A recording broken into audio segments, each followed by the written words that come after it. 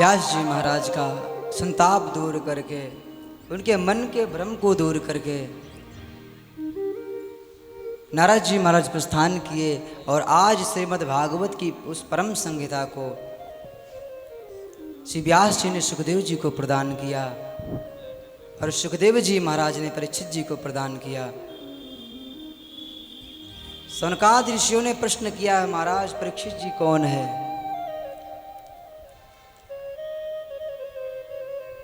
परीक्षित जी को श्रीमद् भागवत की कथा श्रवण करने का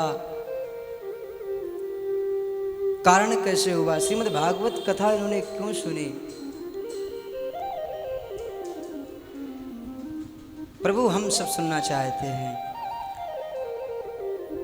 तो सूत जी महाराज ने बड़ा सुंदर महाभारत का प्रसंग आरंभ किया कि यदा मृधे कौरव संजयाना वीरेश्वतो वीरगतिं गतेषु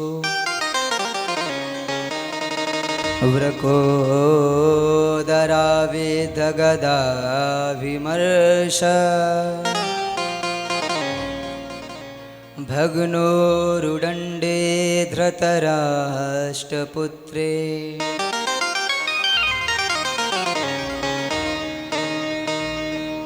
सूत जी महाराज कहने लगे कि सनकादि ऋषियों, जिस समय महाभारत का अंत हुआ, भीम ने अपनी प्रचंड गदा से दुर्योधन की जंघा को विदीर्ण कर दिया। उस समय कुरुक्षेत्र की भूमि में पड़े हुए उस दुर्योधन से मिलने के लिए अश्वत्थामा आया।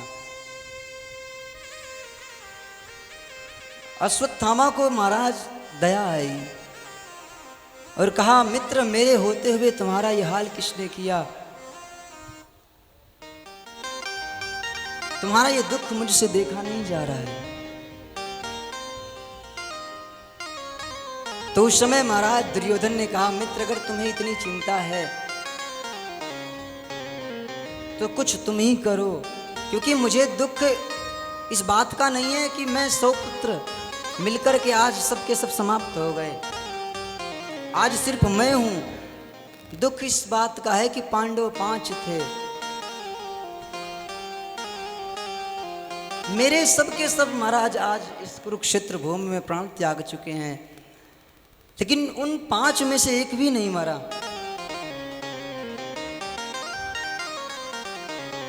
अगर एक भी मर जाता ना तो मुझे थोड़ा सुख प्राप्त होता। अब तो अश्वत्थामा कहने लगा, एक की बात छोड़ो महाराज, मैं 5 को शीश लेकर के आता हूं।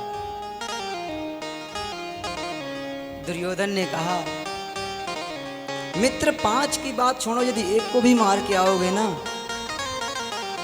तो मुझे आज सुख, मैं सुख से मर सकूंगा। बिना विचार किए हुए आज पांडवों को मारने के लिए चल पड़ा। इधर पांडव की सैया लगी हुई है और पांडव के सैया पर जाकर के पांडव के पुत्र, जो देखने में बिल्कुल पांडव जैसे, आज पुत्र वहां पर शयन कर रहे हैं और रात्रि के समय आकर के उन पुत्रों का महाराज शीश काट करके दुर्योधन के पास जाकर के दिखाता है। दुर्योधन दूर से देखता है महाराज, दूर से देख करके पहले तो विचार किया कि जिन पांडवों को आज इतने बलवान होकर के हम 100 मिल करके नहीं मार पाए, ये अश्वत्थामा उसे कैसे मार सकता है? भीम अर्जुन का ये सामना कैसे कर सकता है? और ये अभी तो गया था और इतनी जल्दी वापस कैसे आ सकता है?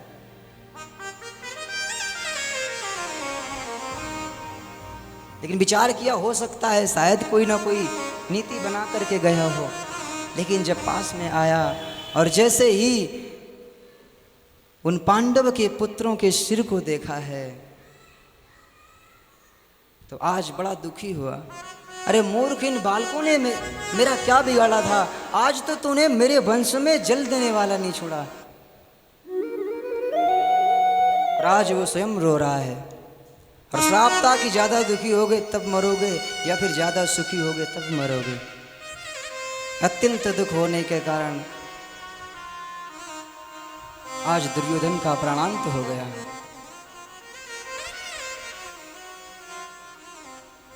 अब जब अश्वत्थामा को पता लगा कि ये पांडव नहीं, पांडव के पुत्र हैं, अब तो महाराज पैरों तले जमीन खिसक गई। अपने प्राणों की रक्षा करने के लिए वहां से भागा। और प्रातः हुआ, इधर महाराज द्रौपदी अपने सोए हुए पुत्रों के पास जाकर के जब देखा,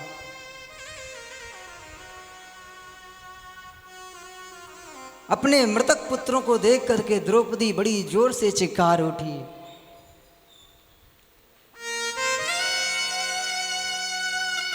इतनी जोर से आवाज की है, समस्त पांडव आ गए।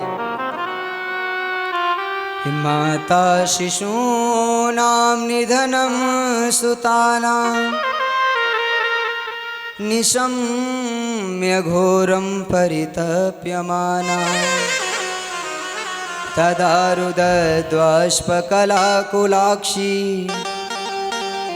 तां सान्त्वयन्नः किरीटमाली।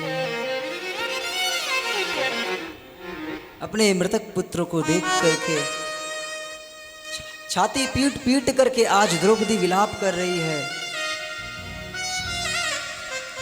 समस्त पांडव सम्मुख खड़े हुए हैं। ये व्यथा अर्जुन से देखी नहीं गई। अर्जुन ने सांत्वना जी देवी, जिस भी ने इस पूरे ब्रह्मांड में जिसने भी ऐसा कुकृत्य किया है, ये अर्जुन आपके सम्मुख ला करके से मृत्यु दंड देगा। और भगवान को साथ ले करके रथ में बैठ करके अश्वत्थामा का पीछा किया। अश्वत्थामा ने देखा कि अर्जुन मेरे पीछे आ रहे हैं, अब मुझे कहीं कोई शरण नहीं दे सकता। कोई मार्ग जब नहीं मिला, थक गया, फिर इसने ब्रह्मास्त्र चला दिया। अब तो अर्जुन पर आन पड़ी। अर्जुन ने प्रार्थना की, भगवान ने कहा ब्रह्मास्त्र चलाओ, और ब्रह्मास्त्र चलाया। ब्रह्मास्त्र को वापस लिया अर्जुन ने। उस अश्वत्थामा को पकड़ करके रस्सियों से कस के रथ में डाल दिया। भगवान ने कहा अर्जुन तुम क्या कर रहे हो, तुम्हें पता है? तुम्हें इसे मृत्यु दंड देना चाहिए। अर्जुन ने कहा प्रभु मैं इसे द्रौपदी के सामने जाकर के इसे मृत्यु दंड दूंगा।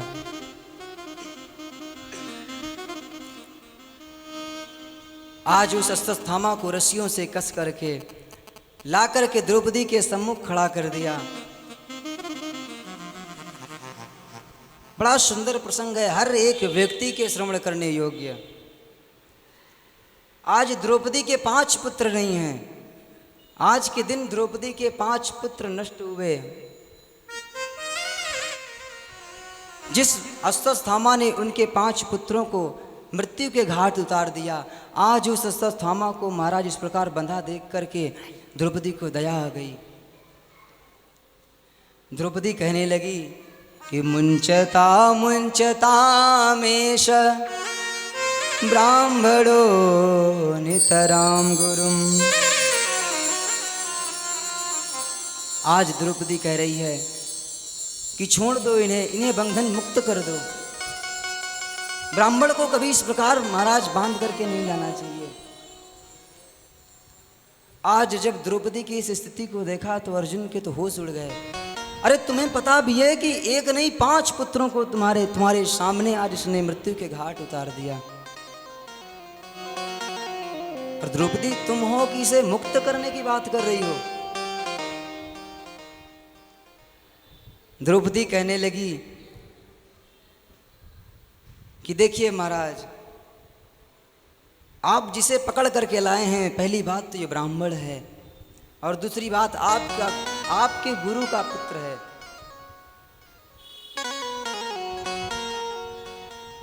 मेरे 5 पुत्र नष्ट हो गए। आपने विचार किया कि अगर ये आपके गुरु माता का अकेला पुत्र है, अगर इसे भी तुम मार दोगे तो वो किसके सारे जीवन व्यतीत करेंगी? उनका तो कोई भी नहीं है। इसलिए इसे मुक्त कर दो। अर्जुन विचार कर रहे हैं कि इस दुष्ट ने आज मेरे समस्त पुत्रों को मृत्यु के घाट उतार दिया, और आज द्रौपदी जो है इन्हें मुक्त करने के लिए सोच रही है, लेकिन सम्मुख खड़े हुए जो भगवान है ना, अंदर अंदर प्रसन्न हो रहे हैं। द्रौपदी के इस कृत्य को देख करके भगवान प्रसन्न हुए। द्रौपदी कहती है ये मारने के योग्य नहीं है, गुरु पुत्र गुरु के समान होता है।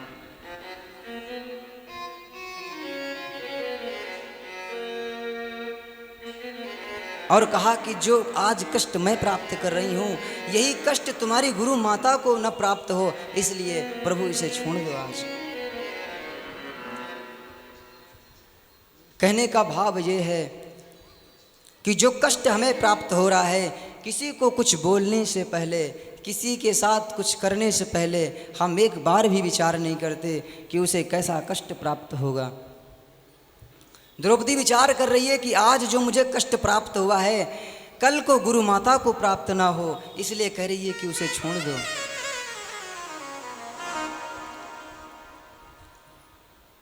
बार बार उसे छोड़ने की प्रार्थना करती है। गांधी जी जब सभा में बैठते तो बड़ा सुंदर गीत गाते थे, वैष्णव जन तो तेने कहिए, जे जाने पीर पराए। भगवान को यही गुण पसंद है। दूसरे को कष्ट देने से पहले यदि आप विचार कर लें कि काश ये घटना मेरे साथ होती तो मुझे कैसा लगता। आज मनुष्य दूसरे व्यक्ति को कष्ट देता है, दूसरे पशुओं को कष्ट देता है, उसे मारता है, पीड़ित करता है, और मारने में, पीड़ा पहुंचाने में वो अपने आप को सुख समझता है, अपने आप प्रसन्न होता है। लेकिन एक बात शास्त्र में बड़ी सुंदर है, भागवत स्वयं कहती है,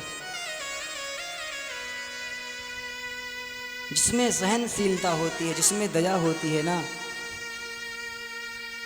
भगवान उससे कभी भी दूर नहीं रहते। वही सच्चा वैष्णव है। वैष्णव ये लंबा टीका लगा लेते हैं हम, ये पीले कपड़े पहन लेते हैं हम, कभी तो भागवत पढ़ते हैं तो कभी तो रामचरितमानस पढ़ते हैं, कभी गीता का उपदेश करते हैं, अनेक धर्म शास्त्रों को पढ़ते हैं, लेकिन हमेशा दूसरों को कभी वाणी के द्वारा, कभी कर्म के द्वारा, कभी स्वभाव के द्वारा उन्हें कष्ट पहुंचाते हैं। वैष्णव का मतलब ये नहीं कि तिलक लगा लेना, वैष्णव का मतलब ये है कि किसी को कष्ट देने से पहले ये विचार करो कि काश कोई मेरे साथ ऐसा करता तो मेरे साथ क्या बीतती। आज के मनुष्य का कोई भरोसा नहीं है। आपने देखा होगा गधे को नहीं कहना पड़ता कि गधा बन, क्योंकि उसके कर्म हैं, वो आवाज करता है।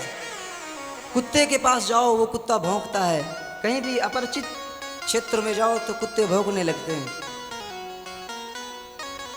क्योंकि कुत्तों का काम है। गधे को नहीं कहना पड़ता कि तू गधा बन, कुत्ते को नहीं कहना पड़ता कि तू कुत्ता बन, लेकिन आज के मनुष्य को कहना पड़ता है कि तू मनुष्य बन, क्योंकि स्वभाव से तो कुछ और लगता है और हृदय से तो दूसरे को हमेशा कष्ट पहुंचाता है।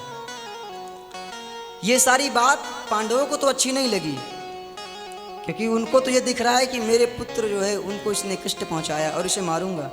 भीम ने कह दिया कि द्रौपदी तो कुछ भी कह ले, पर अपनी गदा से इसके अभी मैं प्रहार करूंगा और इसी वक्त इसका प्राणांत होगा। लेकिन कुछ भी कहो, द्रौपदी की जो बात थी ना, वो भगवान कृष्ण को बहुत पसंद आई। द्रौपदी कह रही है नहीं मारना है, अर्जुन कह रहे हैं मैं छोड़ूंगा नहीं, भीम कह रहे हैं कि मैं छोड़ूंगा नहीं। अब तो अर्जुन प्रतिज्ञा भी कर चुके हैं। अब अर्जुन भगवान के पास गए, बोले क्या करूं प्रभु। भगवान ने कहा देखिए क्या करना क्या है और क्या नहीं करना है तो शास्त्र प्रमाण देता है। मत्तम प्रमुत्तम उन्मत्तम सुप्तम बालम स्त्रियम जड़म।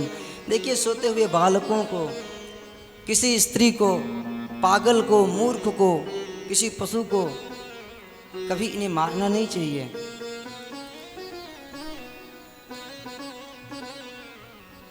शरण में आए हुए को कभी मारना नहीं चाहिए। शास्त्रों में जो प्रमाण है महाराज, और जो ऐसे सोए हुए बालकों को, पागल को, पशु को प्रताड़ित करता है, कष्ट पहुंचाता है, उसे कभी भी नहीं छोड़ना चाहिए। अर्जुन ने कहा प्रभु ये तो बात समान ही रह गई, किसे मारना, कब मारना, क्या करना है, आप ये बताओ क्या करना और क्या नहीं करना है। भगवान ने कहा मैंने तो आपको बता दिया, लेकिन इसमें करना क्या है ये आप स्वयं विचार करो। अर्जुन को वो गीता का सूत्र याद आया कि सम्माननीय पुरुष का अपमान ही मृत्यु के समान है। मस्तक से चमकती हुई मणि उसको छीन करके उस शिविर से धक्का देकर बाहर निकाल दिया। और आज उस अश्वत्थामा ने विचार किया मैं इस पांडव वंश में किसी को जल देने वाला नहीं छोड़ूंगा, और ब्रह्मास्त्र को चला दिया। वहां पर भगवान ने सभी को समझाया। द्वितीय दिन प्रातः काल हुआ। आज द्वारिकाधीश द्वारिका जाने के लिए सुंदर रथ पर आरूढ़ होने जा रहे हैं। पांडव ने बड़ा सुंदर रथ मंगवाया है। एक पैर भगवान ने रथ पर रखा हुआ है, एक पैर पृथ्वी पर है, और एक हाथ से भगवान ने रथ को पकड़ा है, और दक्षिण हाथ से भगवान उन समस्त पांडव परिकर को आशीर्वाद प्रदान कर रहे हैं। लेकिन उसी समय अचानक एक अबला चिकारती हुई पीड़ित भगवान के चरणों में आकर के लिपट गई और प्रार्थना करती है कि पाहि पाहि महायोगिन देव देव जगत्पते नान्यं स्त्वदभयं पश्य यत्र मृत्युः परस्परम्। उस अबला को चिकारते हुए दौड़ करके आते हुए अपने चरणों में जब ठाकुर जी ने देखा तो भगवान सजग हो गए। कुछ क्षण तो भगवान पहचान नहीं पाए, फिर उसे अपने हाथों से ठाकुर जी ने उठाया। जब ध्यान से देखा तो कहा अरे ये तो अभिमन्यु की पत्नी उत्तरा है, ये तो गर्भवती है। बड़े भाव से भगवान ने पूछा क्या हुआ, आज इस प्रकार मेरे चरणों में आकर के क्यों गिरी। उत्तरा ने बड़ा सुंदर जवाब दिया ठाकुर जी को। बोले हे जगतपते, आप संसार के पिता हो, आप संसार के पति हो, अन्यम न तद भयम। प्रभु आपके सिवा मुझे कोई अपना नहीं दिख रहा है, क्योंकि द्रौपदी ने तो गलती कर दी थी। ये इतना बड़ा सभागार है, इसमें कोई मेरा अपना बैठा हुआ है, कहीं गुरु बैठे हुए हैं, कहीं पति बैठे हुए हैं। तब तक भगवान को नहीं याद किया था। लेकिन उत्तरा ने विचार किया कि अगर मैं इधर उधर जाऊंगी तो शायद मुझे वो प्राप्त ना हो सके जो मैं प्राप्त करना चाह रही हूँ। इसलिए समस्त पांडव परिकर को छोड़ करके ठाकुर जी के चरणों को पकड़ा और कहा प्रभु अन्यम न तद भयम, अरे इस भय से अन्य कोई मुझे मुक्त नहीं कर सकता है, और मुझे और कोई दिखाई नहीं दे रहा है, सिर्फ आप दिख रहे हो।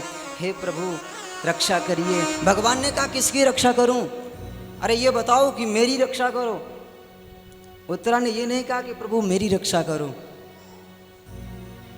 उत्तरा ने कहा प्रभु मेरे गर्भगत जो शिशु है ना, मैं भले ही मर जाऊं, आज ही मेरे प्राण छूट जाएं, लेकिन ये जो आपकी कृपा से ये पांडव वंश जो चलने वाला है ना, ये मेरे गर्भगत शिशु की आप रक्षा करिए ठाकुर जी।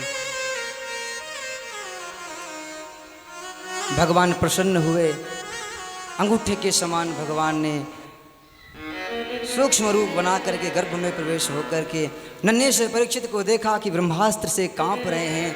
इतनी वेग से भगवान ने अपने गदे को घुमाया है कि ऐसा मानो चक्र चला रहे हैं भगवान। और उस महाराज ब्रह्मास्त्र को शांत किया और सम्मुख आकर के मंद मंद मुस्कुराते हुए ठाकुर जी पूछते हैं कि देवी अब कैसा लग रहा है। उत्तरा को आनंद का पारावार नहीं रहा, हाथ जोड़ करके खड़ी हो गई।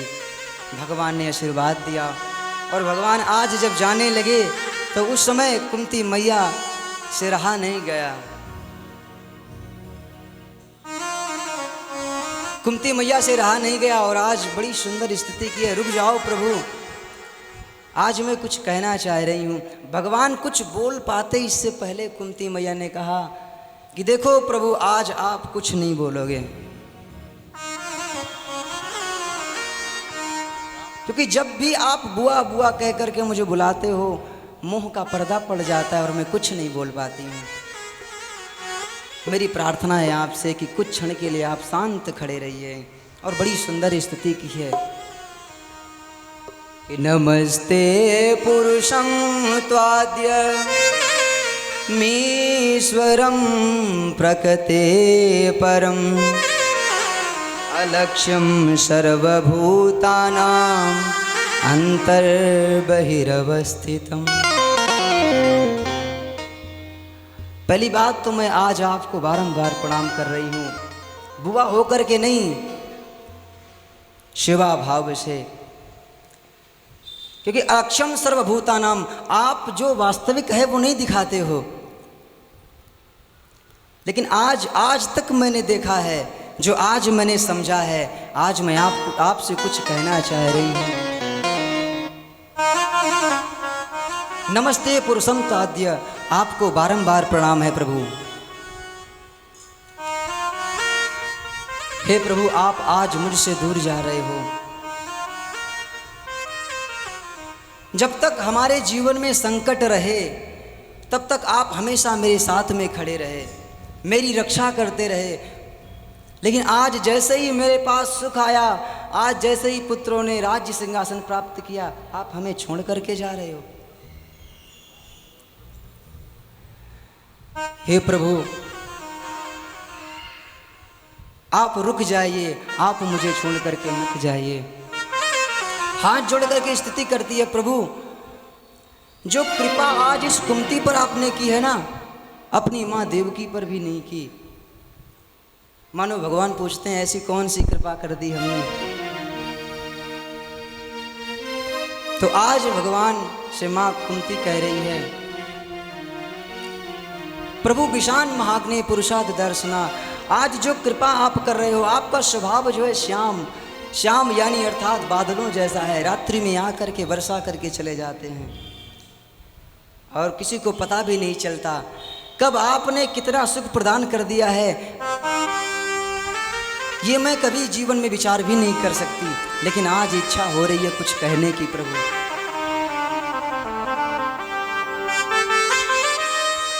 महाभारत के युद्ध में इतने बड़े बड़े महाराज भीष्म पितामह कृपाचार्य द्रोणाचार्य, जिनके सामने मेरे पुत्र एक पल के लिए भी नहीं रुक सकते थे, उन पर महाराज उनको आपने परास्त करके आपने ऐसी कृपा की कि मेरे पुत्र उनको परास्त कर दिए। और आज आपने ऐसी कृपा बरसाई कि उनको यह सिंहासन भी प्राप्त हो गया। कहने का भाव प्रभु, हर प्रकार से आपने हम पर कृपा की, सब कुछ आपने प्राप्त किया। लेकिन आज जब हमारे पास सुख आया है, दुख में आप साथ रहे, लेकिन आज जब हमारे पास सुख आया है तो सुख में आप हमें छोड़ करके जा रहे हो। यदि आप सुख में रुकना नहीं चाहते हो तो आज कुंती कुछ आपसे मांगना चाह रही है, और आज आप मना मत करना। भगवान कहने लगे, आज आप अगर संसार की कोई भी संपत्ति मांगोगी ना, तो ये कृष्ण आपको कभी मना नहीं करेगा। जो मांगना है सो मांगो, क्या चाहिए आपको। तो बड़े सुंदर वचनों में माँ कुंती ने कहा, हे कृष्ण, कि विपदः सन्तु नः शश्वत तत्र तत्र जगद्गुरो भवतो दर्शनं यस्यात् अपुनर्भवदर्शनम्।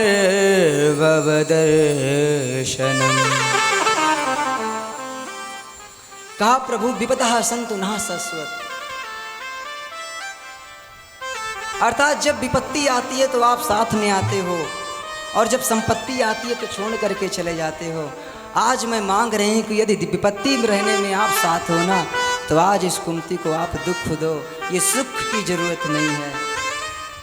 क्योंकि दुख में आप रहते हो ना, और आप रहो ये मुझे लिए जरूरी है, इसलिए आप मेरे जीवन में दुख प्रकट कर दो। भगवान के नेत्र सजल हो गए। अरे आज तक तो जीवन भर कष्ट ही प्राप्त किए, वन में रहना पड़ा, कभी तो अन्न नहीं होता था, कभी तो लोग परेशान करते थे। जिस राज्य के लिए आज दर दर भटक रही थी, आज वो संपत्ति मिलने के बाद उस सब को छोड़ना चाह रही हो आप।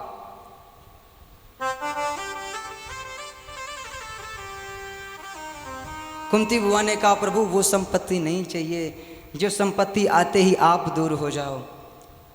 मुझे तो ऐसी संपत्ति बनानी है जिसमें आपकी कृपा हो। मुझे तो ऐसी संपत्ति प्राप्त करनी है जिस संपत्ति में आप मेरे हमेशा साथ रहो। और आज भगवान इस प्रेम को देखते हुए अपनी यात्रा को भगवान ने स्थगित कर दिया।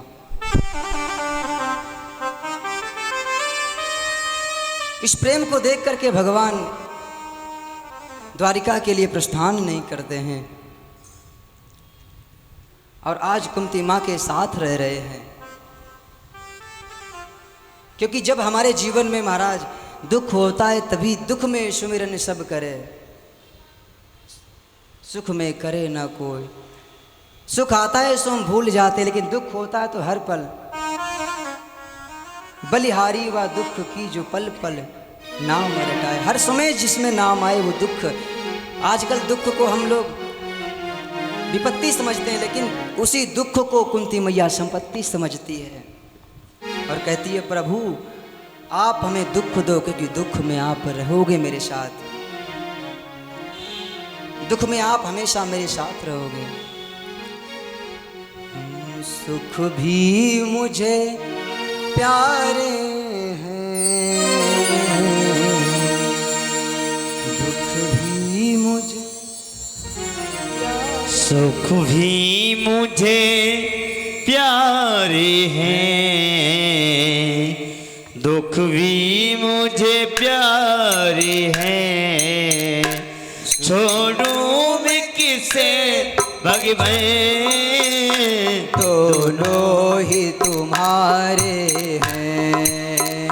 छोड़ूं मैं किसे भगवान, दोनों ही तुम्हारे हैं। वो सुख भी मुझे प्यारे हैं, दुख भी मुझे प्यारे हैं। छोड़ूं मैं किसे, मैं छोड़ूं किसे भगवान, दोनों ही तुम्हारे हैं, दोनों ही तुम्हारे हैं।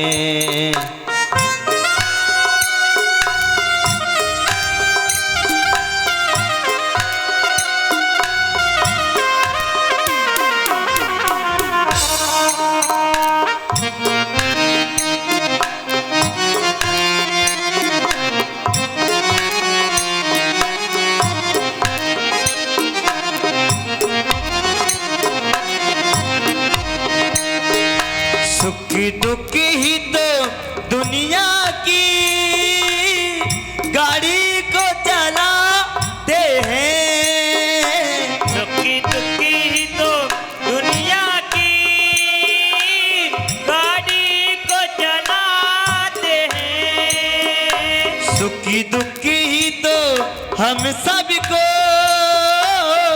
इंसान बनाते हैं। सुख दुख ही तो हम सबको इंसान बनाते हैं। वो इंसान बनाते हैं। संसार की नदिया के दोनों ही किनारे हैं।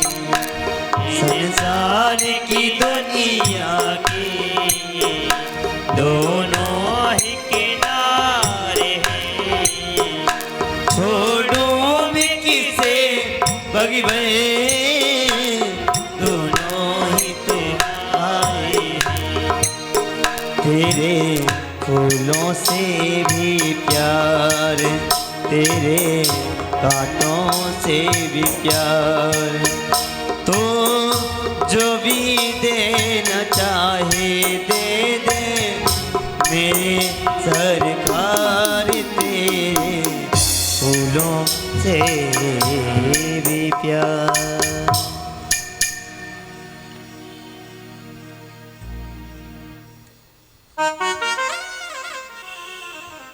आज भगवान से दुख को मांग करके माता कुंती कहती कि दुख में ही आप हमेशा साथ रहते हो, और यदि दुख में ही आपको साथ में रहना है, सुख में आपको यहाँ से जाना है, तो मैं ये चाह रही हूँ कि जीवन से कभी, जब तक जीवन रहे, कभी जीवन से विपत्ति खत्म ना हो। प्रेम को देख करके आज भगवान ने यात्रा को स्थगित कर दिया। दूसरे दिन प्रातः काल उठ करके भगवान ने देखा कि आज समस्त पांडव प्रसन्न हैं, लेकिन दुर्योधन जी महाराज, युधिष्ठिर जी महाराज दुखी बैठे हुए हैं, मुख लटका हुआ है। जाकर के भगवान ने पूछा, आज तो सब कुछ प्राप्त हो चुका है, जिस राज्य के लिए इतना संघर्ष किया उसके मिलने के बाद भी आपका मुख लटका हुआ है। तो वही महाराज व्यथा आरंभ कर दी। अरे कृष्ण, ना जाने क्यों मुझे लग रहा है कि इस जरा से राज्य के खातिर हमने अपनों की बलि चढ़ा दी। आज लग रहा है कि सिंहासन पर मैं बैठा तो हूँ, पर इसके नीचे अनेक मेरे परिवार की लाशें बिछी हुई हैं, अनेक स्त्रियों का मैंने सिंदूर उजाड़ दिया, अनेक बालक अनाथ हो गए हैं। आज मुझे कुछ भी अच्छा नहीं लग रहा है। भगवान को लगा कि आज इस विषय को यदि मैं इनको समझाऊंगा तो समझ में नहीं आएगा, क्योंकि भगवान को छोटा भाई समझते हैं। तो भगवान ने विचार किया, किसी वृद्ध दाढ़ी मूछ वाले के पास लेकर के जाऊं, जो इनको वही उपदेश देगा, सो जा कर के इनके जीवन में जो ये क्षोभ है ना, इससे इन्हें मुक्ति मिल सकेगी। तो आज महाराज भीष्म पितामह के पास लेकर के गए हैं। कुरुक्षेत्र भूमि में बाणों की सैया पर पड़े हुए भीष्म पितामह प्रभु के आने की प्रतीक्षा में आज भगवान की रास्ता देख रहे हैं। और उस समय समस्त पांडव परिकर को लेकर के भगवान कृष्ण पितामह भीष्म के पास आए। पांडवों को देख करके आज भीष्म पितामह प्रसन्न हुए। भीष्म पितामह को पांडवों ने प्रणाम किया, और जैसे ही पांडवों को देखा तो सबसे पहले भगवान कृष्ण को ही पूछा, अरे जिसके सहारे आज तक तुम सब चलते थे, आज वो नहीं दिखाई दे रहा है। सोई भगवान ने आवाज़ लगाई, पीछे से होकर के भगवान आगे आए, हाथ जोड़ करके खड़े हुए हैं। क्या आदेश है महाराज? लटका हुआ जब मुख भगवान का देखा तो भीष्म पितामह ने भगवान से कहा, प्रभु ये लटका हुआ चेहरा आपका देखने के लिए मैंने आपको नहीं पुकारा। बोले फिर? बोले जब तक आप मेरे सामने रहो तब तक आप मुस्कुराते रहो, क्योंकि आपकी मुस्कान में वो चमत्कार है। आपकी मुस्कान को देख करके सारी वेदना, सारी पीड़ा, सारा कष्ट दूर हो जाता है। भगवान ने कहा, इन पांडवों को मैं आपके पास लेकर के आया हूँ, ये आपसे कुछ पूछना चाह रहे हैं। तो पांडव ने सुंदर प्रश्न किया है। युधिष्ठिर जी महाराज प्रश्न करते जा रहे हैं और महाराज भीष्म पितामह उसका उत्तर देते जा रहे हैं। राजधर्मान, दान धर्मान, राजधर्मान, मोक्ष धर्मान विभागशा, स्त्री धर्मान, भगवत धर्मान, सभा सभ्या संयोगता। विविध समस्त धर्मों का, शास्त्रों का निरूपण करते हुए आज भीष्म पितामह कहते हैं कि दान धर्मान, दान जब भी हमें करना चाहिए तो दान की कोई भी वस्तु हो, हमारे द्वारा किया हुआ दान उपयोग में आना चाहिए, वरना दान किया हुआ जो है हमारी वस्तु है ना, वो व्यर्थ हो जाती है। राजधर्म को निरूपण करते हुए कहा कि राजा को अपने सामने कभी भी पाप को नहीं देखना चाहिए, कभी भी अधर्म नहीं देखना चाहिए। उस समय महाराज द्रौपदी बोल पड़ी, अरे प्रभु, आज तो आप राजा का धर्म निरूपण कर रहे हो, और उस समय तो सभा में आप भी बैठे हुए थे जिस समय इस द्रौपदी के वस्त्रों को खींचा जा रहा था। अरे उस समय आपका ये उपदेश कहाँ चला गया था? वैसे मैं आपको कष्ट नहीं देना चाहती, लेकिन विचार करिए कि उस समय अगर आप एक बार उठ करके कह देते कि इस द्रौपदी को कोई हाथ भी नहीं लगाएगा, तो उस कौरव की सभा में ऐसा कोई भी योद्धा नहीं था कि द्रौपदी की तरफ हाथ की दो बात छोड़ो महाराज देख भी लेता, लेकिन आपने ऐसा नहीं किया। उस समय आपने अपने नेत्र नीचे क्यों कर लिए? तो भीष्म पितामह बड़ा सुंदर उत्तर देते हैं, देखो बेटी, उस समय मैंने इन कौरवों का नमक खाया हुआ था, इनके पास रह करके इनके राज्य का भोग किया था, मैंने इनका अंश प्राप्त किया था, मेरे अंदर वो रक्त बह रहा था, इसलिए मेरी बुद्धि, इसलिए मैं वहाँ पर शांत रहा। लेकिन आज अर्जुन के द्वारा इतने छिद्र हुए हैं इस शरीर में कि वो कौरवों का जो एक एक अन्न का अंश है ना, इन बाणों के द्वारा वो रक्त सब बाहर निकल चुका है, इसलिए आज मैं आपको ये उपदेश कर रहा हूँ। समय का अभाव विधिवत महाराज द्वितीय दिवस की कथा को तो नहीं श्रवण कर सके, लेकिन कुछ क्षण की कथा है। यदि समय है तो कुछ ही पल में, कुछ ही क्षण में परीक्षित मोक्ष भी परीक्षित जी की कथा श्रवण कर लेते हैं। कुछ व्यवस्थाओं के कारण जो है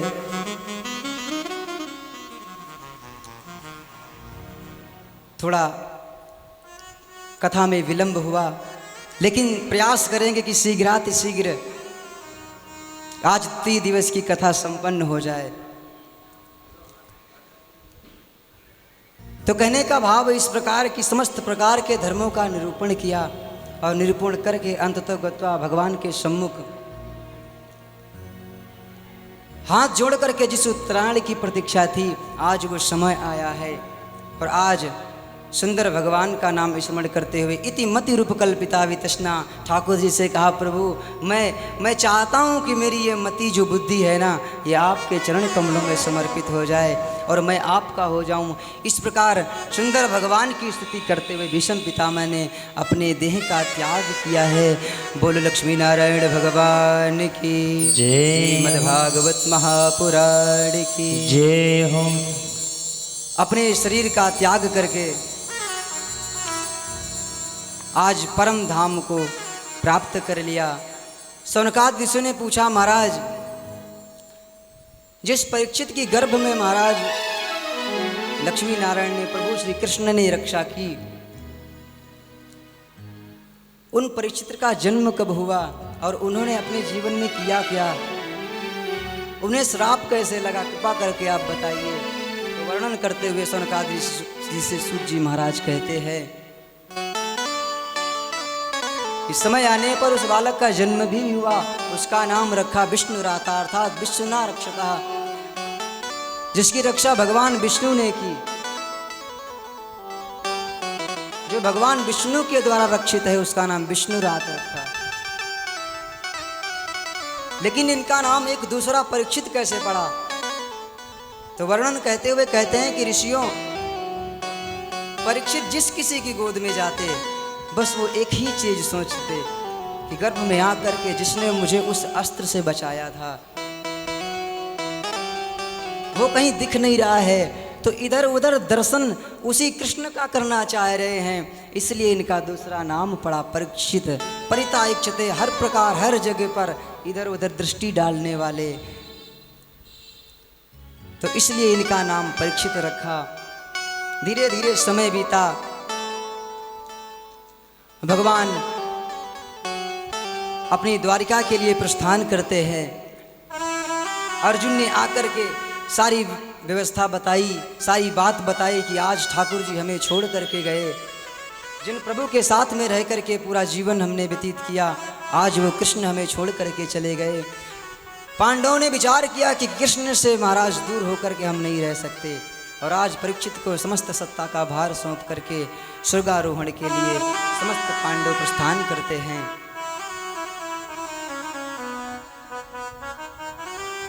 परीक्षित ने राज्य संभाला। परीक्षित का विवाह हुआ और परीक्षित के 2 पुत्र हुए।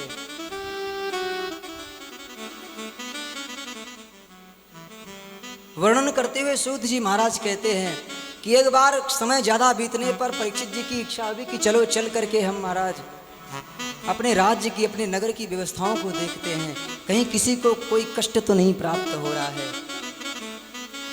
तो एक वृद्ध मंत्री को लेकर के गए और हर जगह पर अपने पितरों की, अपने पूर्वजों की प्रशंसा पाई। लेकिन एक जगह बड़ा अटपटा दृश्य देखा।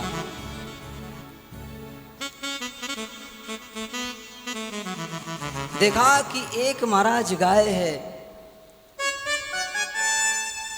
उसके साथ एक बछड़ा है। एक दुष्ट उस गाय और बछड़े को प्रताड़ित कर रहा है।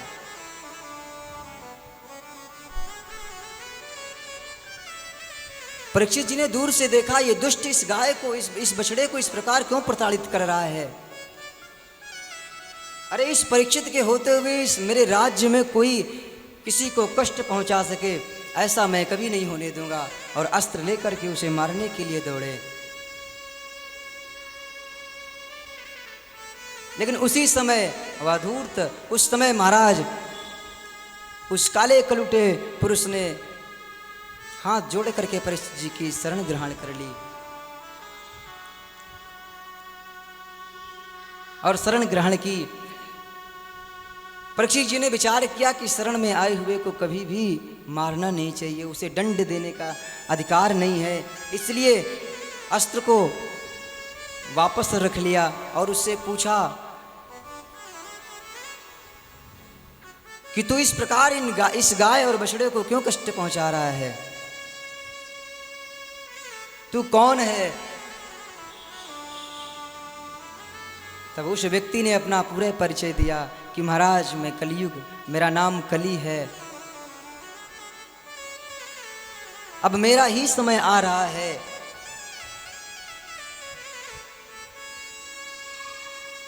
परीक्षित ने कहा अगर तुम्हारा समय आ रहा है तो कली है, तो मेरे राज्य में प्रवेश करने की ये दुस्साहस तूने कैसे किया। जोर से डांटते हुए, फटकारते हुए बोले कि अभी के अभी इसी समय इस राज्य को छोड़ करके चले जाओ। कली ने कहा प्रभु इस समय मेरा समय है, मैं कहां जाऊं।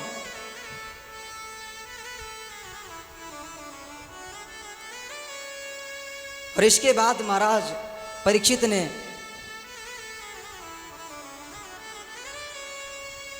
उस गाय से पूछा, उस बछड़े से पूछा कि आखिर क्या कारण है,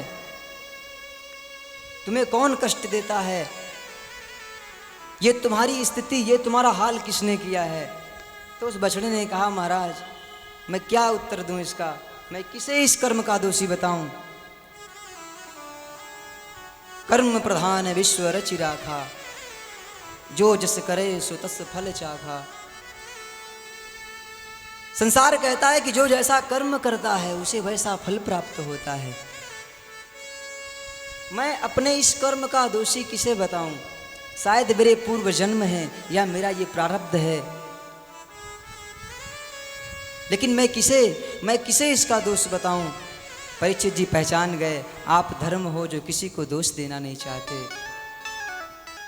और ये गाय जो है ये पृथ्वी माँ है, जो इस कली के अत्याचार से आज गौ का रूप धारण करके मेरे सम्मुख आई है। उस समय कलियुग को डांट लगाते हुए महाराज परीक्षित ने कहा कि तू मेरे इस राज्य में प्रवेश करने के लिए कैसे आया। तो उस कलियुग ने प्रार्थना करते हुए कहा महाराज मेरा समय है, जिस प्रकार अन्य युग आए हुए हैं ऐसे मेरा भी समय है। परीक्षित ने कहा, तेरे में ऐसा कौन सा गुण है? तेरे में तो सब दुराचार भरा हुआ है, सब पापाचार भरा हुआ है, तू तो रहने के लायक भी नहीं है। कलयुग हाथ जोड़ करके कहता है, प्रभु मानता हूं कि मेरे अंदर व्याभिचार है, पाप है, क्रूरता है, लेकिन प्रभु मेरे अंदर एक ही गुण है। कौन सा गुण है? तो कलयुग ने कहा कि यत् फलम नास्ति तपसा न योगे न समाधिना तत् फलम लभते सम्यक कलौ केशव कीर्तिना। जो फल महाराज, यत् फलम नास्ति तपसा, जो फल सतयुग में, त्रेता में, द्वापर में लोगों को बड़ी बड़ी समाधि लगाने से, बड़े बड़े तप करने से, यज्ञ करने से, विद्वान होने से नहीं प्राप्त होता था, वो फल केवल सिर्फ और सिर्फ कलयुग में नाम संकीर्तन से प्राप्त हो जाता है। कलयुग के इस गुण को देख करके महाराज परीक्षित प्रसन्न हो गए। ठीक है, अगर ऐसी बात है, इस गुण, ऐसा गुण तुम्हारे जीवन में, तो ऐसा कलयुग में किसी को ऐसा गुण प्राप्त नहीं होगा। इस प्रकार जब महाराज वर्णन किया तो 4 स्थान दिए। द्यूतम पानम स्त्रिया सोना यत्र धर्माश्च चतुर्विधा। 4 स्थान प्रदान करे। द्यूत अर्थात जहां पर जुआ होता हो। भागवत की बड़ी सुंदर बात है, अपने पुत्रों को, अपने परिवार में यदि किसी को व्याभिचार से बचाना है, यदि किसी को अपने जीवन में किसी का भी जीवन मंगलमय बनाना है, तो इन 4 चीज़ों से हमेशा दूर रखना। द्यूतम अर्थात जहाँ पर जुआ खेला जाता है, और द्वितीय है महाराज पानम, जहाँ पर मदिरा पान होता है, और स्त्रियाँ जहाँ पर लंपट पुरुष रहते हैं, जहाँ पर गलत संग होता है, और जहाँ पर सोना अर्थात जहाँ पर पशुओं की या जीवों की हत्या की जाती है। इन 4 जगह पर कलयुग का स्थान है। यदि अपने जीवन को सुंदर बनाना है, मंगलमय बनाना है, तो इन स्थानों पर कभी भी नहीं जाना है।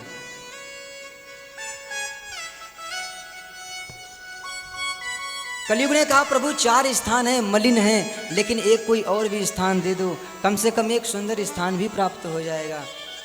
परीक्षित जी महाराज कलयुग के गुणों से इतना प्रसन्न थे, कलयुग के गुण से इतना प्रसन्न है कि और भी कह दिया, अरे और कौन सा स्थान चाहिए?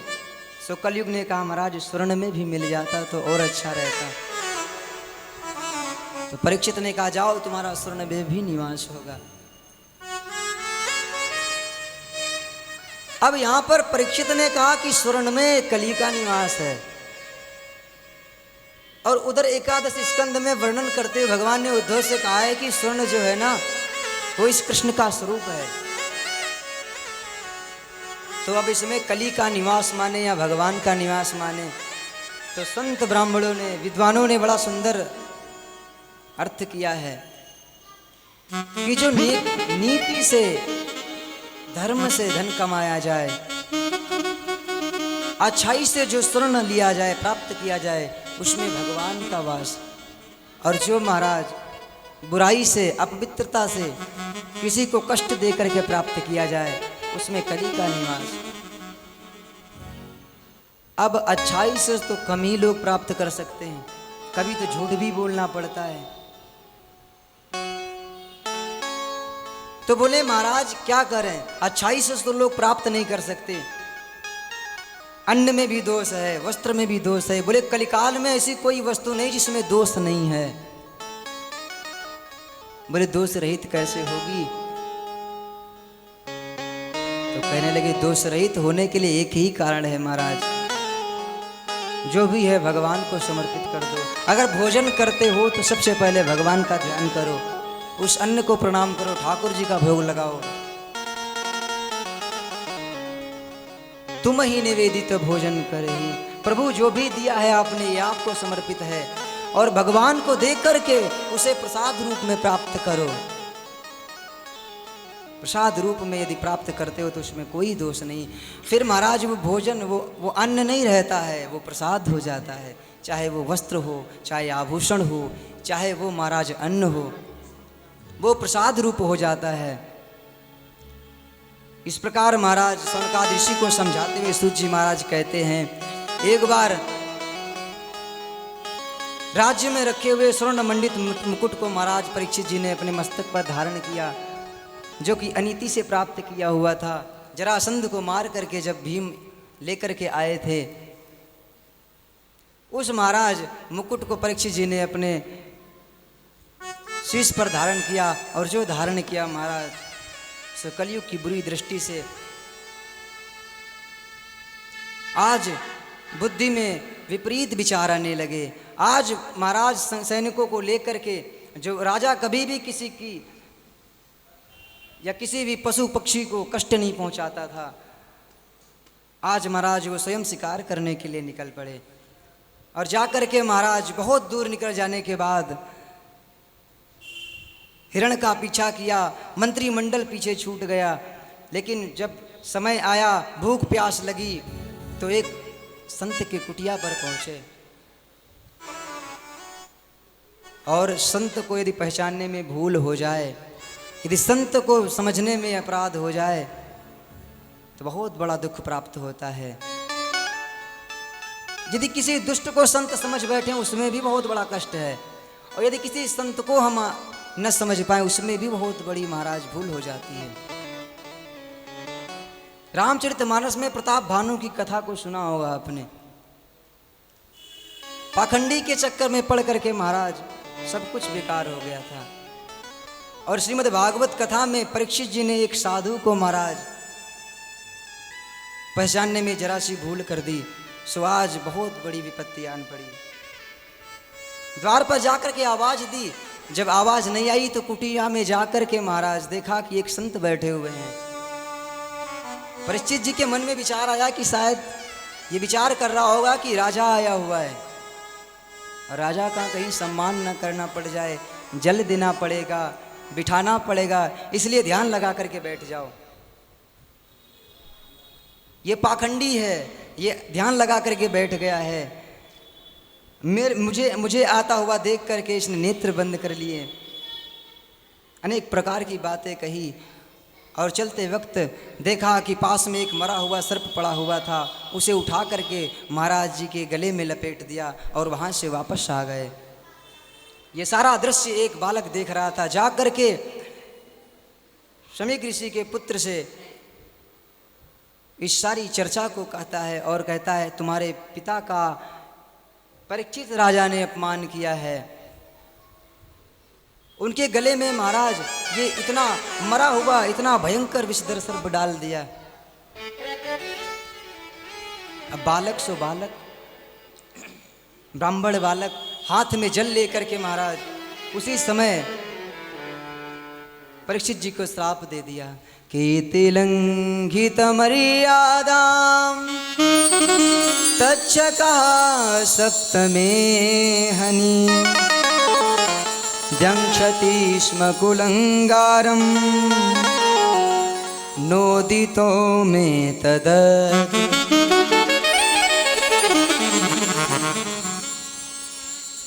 हाथ में जल लेकर के महाराज श्राप दे दिया कि जिस भी राजा ने मेरे पिता का इस प्रकार अपमान किया है, यही सर्प, यही तक्षक 7वें दिन उस राजा को काटेगा और इसी सर्प से उसकी मृत्यु होगी।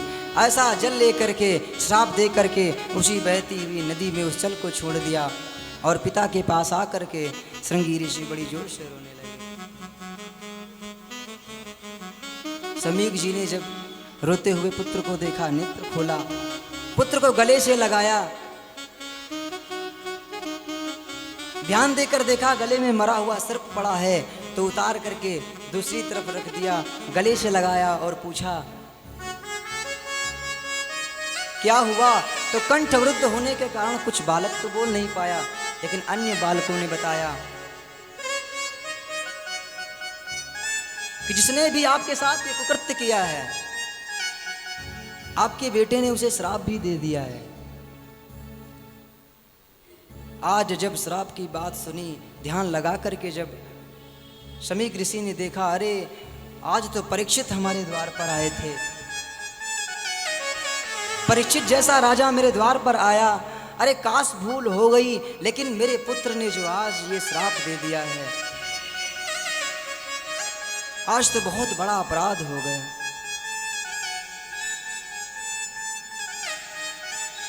श्राप तो वापस नहीं आ सकता। तुरंत एक शिष्य को भेजा कि जा करके महाराज परीक्षित से कहो कि अपनी मुक्ति का उपाय करें, क्योंकि यही तक्षक 7वें दिन आ करके उन्हें काटेगा और इसी तक्षक से मृत्यु होगी।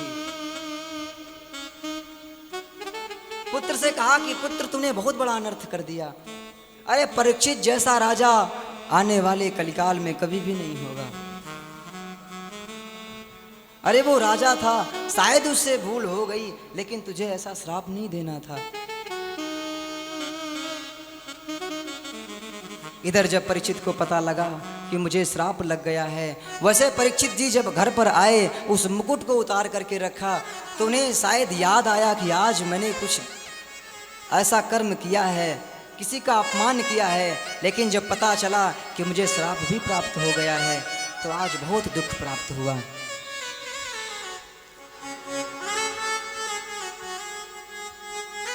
अपने पुत्र को राज्य समर्पित करके सब कुछ छोड़ करके महाराज गंगा तट पर विराजमान हुए। 7 दिन में तक्षक काटेगा। ब्राह्मण का वाक्य है, अब तो मुझे कोई ना कोई उपाय करना चाहिए। जा करके महाराज गंगा तट पर विराजमान हैं और विचार कर रहे हैं, ऐसा कौन सा उपाय करूं। जब पूरे ब्रह्मांड में, पूरे भारत भूमि में ये पता लगा कि हमारे परीक्षित राजा को ऐसा भयंकर श्राप लगा हुआ है, तो समस्त संत ब्राह्मण विद्वान सब दौड़े दौड़े गंगा के तट पर एकत्रित होने लगे। यतिर्वसिष्ठश्च वनः शरद्वा नरिष्ठनेमिर्भृगुरङ्गिराश्च पराशरोगाधिसुतोऽथ राम उद्यत्थ इन्द्र प्रमदेद्मबाहो। एक नहीं, कोई साधारण ब्राह्मण ऋषि नहीं, अति वशिष्ठश्च वनः शरद्वा, अति वशिष्ठ विश्वामित्र गादिसुतोऽथ राम, परशुराम जी,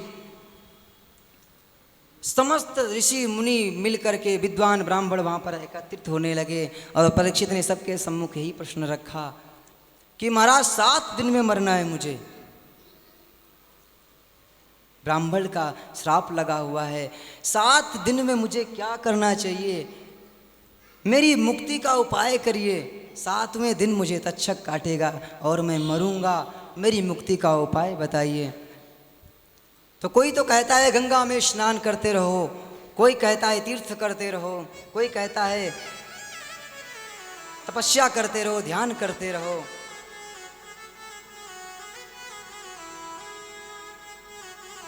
लेकिन गारंटी नहीं है कि महाराज आप 7 दिन में आपकी मुक्ति हो जाएगी।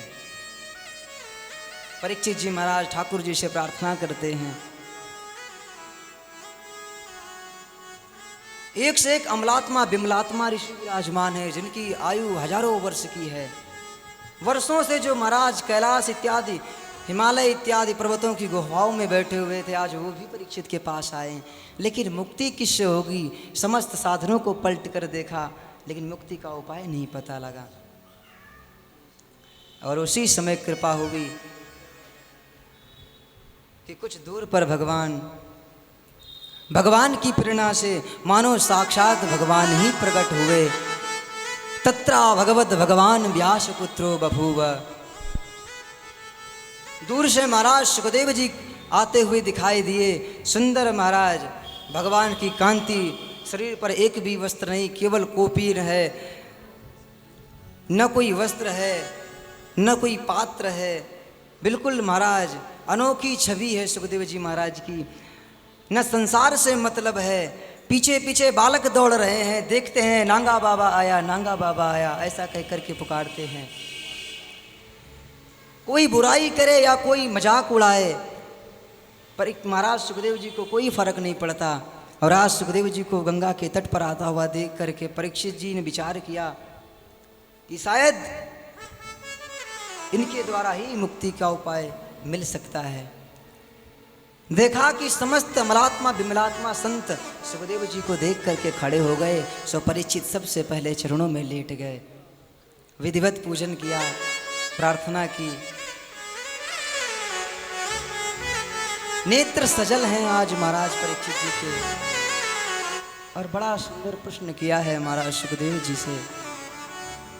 प्रभु, ब्राह्मण का श्राप लगा हुआ है, मेरे से अपराध हुआ है, 7 दिन में मरना है मुझे, और 7 दिन में मुझे मरना है, 7 दिन में मुझे मुक्ति प्राप्त हो जाए, ऐसा कोई भी साधन नहीं मिला। म्रियमाणस्य किम कर्तव्यम, हे प्रभु, हर मरने वाले को, हर 7 दिन में मरने वाले को क्या करना चाहिए? प्रभु 7वें दिन हमें मरना है।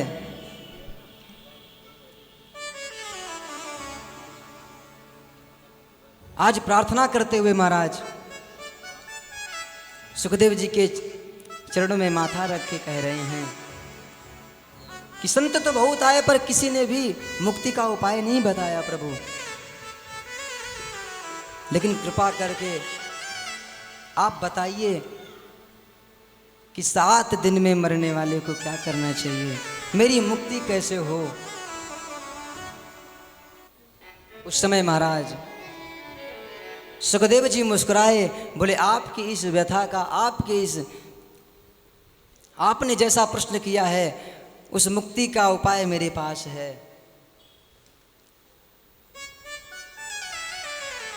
परीक्षित के इस प्रश्न से सुखदेव जी प्रसन्न हो गए। सुखदेव जी का विधिवत पूजन किया और प्रार्थना की।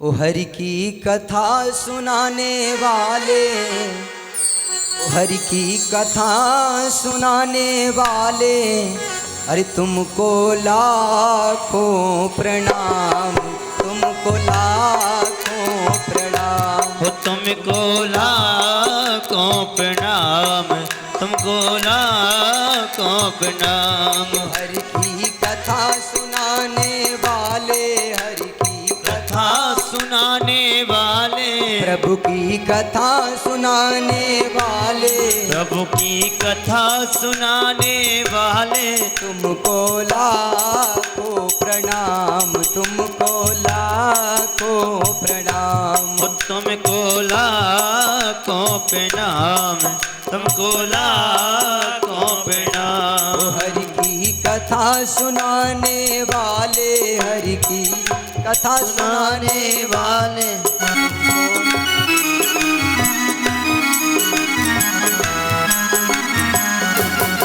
ओ हम लेकर विष का प्याला, जा रहे थे हम के गाला, हम लेकर विष का प्याला, जा रहे थे हम के गाला, हम लेकर विष का प्याला, जा रहे थे हम के गाला, हम लेकर विष का प्याला, जा रहे थे हम के गाला।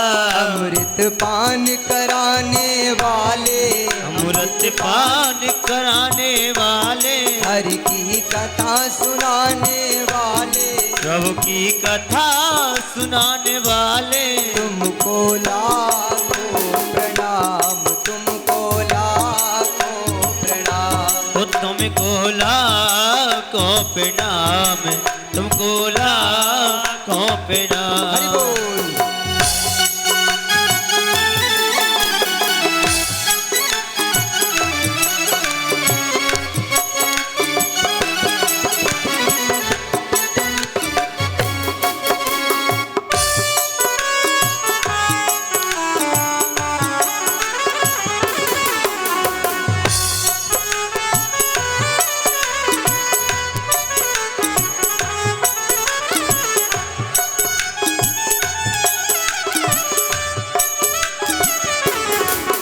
हम पार तेरा क्या पावे, बस शीश झुकाए गावे। हम पार तेरा क्या पावे, बस शीश झुकाए गावे। हम पार तेरा क्या पावे, बस शीश झुकाए गावे। हम पार तेरा क्या पावे, बस शीश झुकाए गावे। ओ सुख वेद सुनाने वाले, प्रभु वेद सुनाने वाले, तुमको लाखों प्रणाम, तुमको लाखों प्रणाम। एक तुमको बताओ, लाखों प्रणाम, तुमको लाखों प्रणाम। एक बताओ, व्यास जी महाराज आपको कथा सुना रहे हैं। ये आपका फर्ज बनता है ना। सुखदेव जी का जन्म हुआ है, जब से आपको कथा सुना रहे थे सूत जी भगवान। लेकिन आज से कल से आपको कौन कथा सुनाएंगे? वेद व्यास, वो सुखदेव भगवान जी। तो आपका क्या फर्ज बनता है? अपने सुखदेव भगवान जी का पूजन करेंगे सभी भक्तगण खड़े होकर के, सुखदेव भगवान जी के चरण छूएंगे। जय जय श्री राधे। हम पार पावे, बस शीश झुकाए गावे। हम पार तेरा क्या पावे, बस शीश झुकाए गावे। अमृत पान कराने वाले, अमृत पान पान कराने वाले, तुमको लाखों प्रणाम, तुमको लाखों प्रणाम। तुमको लाखों प्रणाम, तुमको लाखों प्रणाम।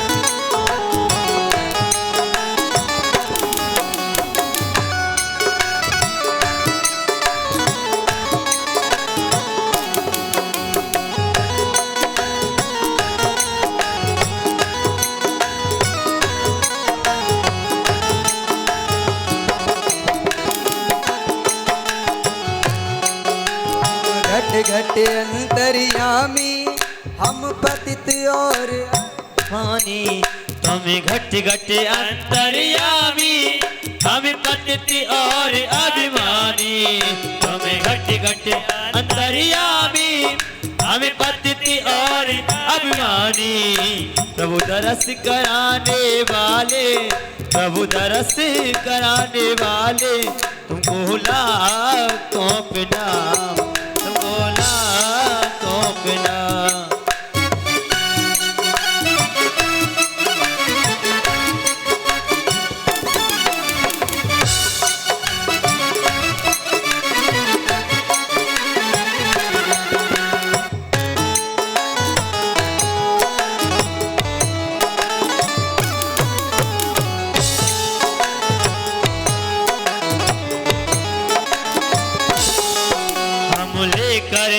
हम लेकर विष का प्याला, जा रहे थे यम के गाला।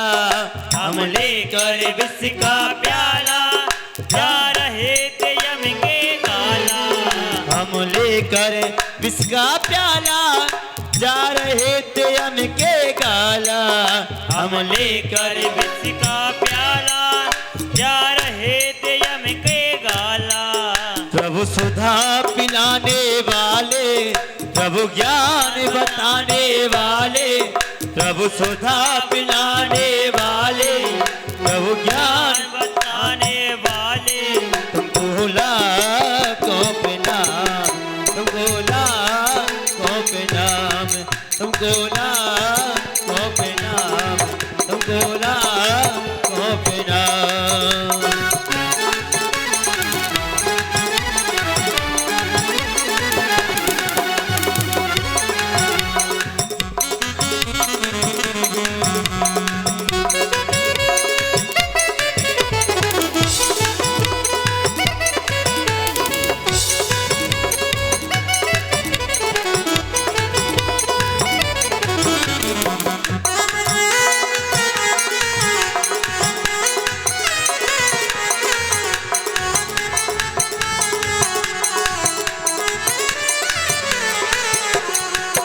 हम भूल रहे थे मद में, हम भूल रहे थे मद में, बल खो बैठे इस तन में।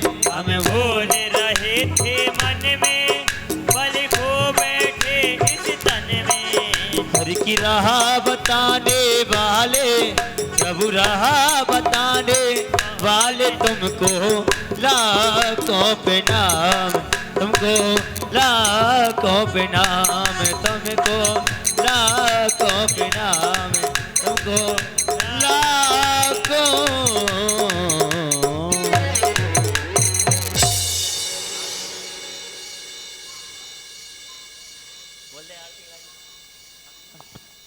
जय जय श्री राधे। सभी भक्तगण आरती के लिए खड़े हो जाएंगे।